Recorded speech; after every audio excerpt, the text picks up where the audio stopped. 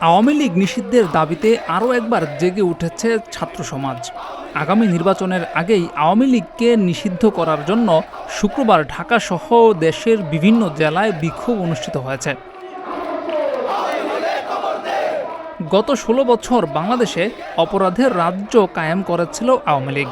তাদের পতনের পর থেকেই এই দাবিতে সোচ্চার সাধারণ জনগণ। আওয়ামী লীগ নিষিদ্ধকরণ সহ তাদের বিচারের দাবি তুলেছে ছাত্র নেতারাও। তবে কিছুটা ব্যতিক্রম দেখা যাচ্ছে রাজনৈতিক নেতাদের। সর্বশেষ বিএনপি নেতা রুহুল কবির রিজভী জানিয়েছেন, হত্যা লুটপাটে জড়িত নয়, এমন কারো নেতৃত্বে আওয়ামী লীগের রাজনীতি করতে বাধা নেই। বিএনপির এই নেতা বলেছেন, আওয়ামী লীগের রাজনীতি নিয়ে কথা হচ্ছে, কিন্তু বিচার নিয়ে কথা হচ্ছে না। দ্রুত বিচার নিশ্চিত করতে হবে। বিচারের পর আওয়ামী লীগকে জনসাধারণের কাছে ক্ষমা চাইতে হবে। জনসাধারণ ক্ষমা করলে আমাদের কোনো আপত্তি নেই। জিয়াউর রহমান, প্রতিদিনের বাংলাদেশ।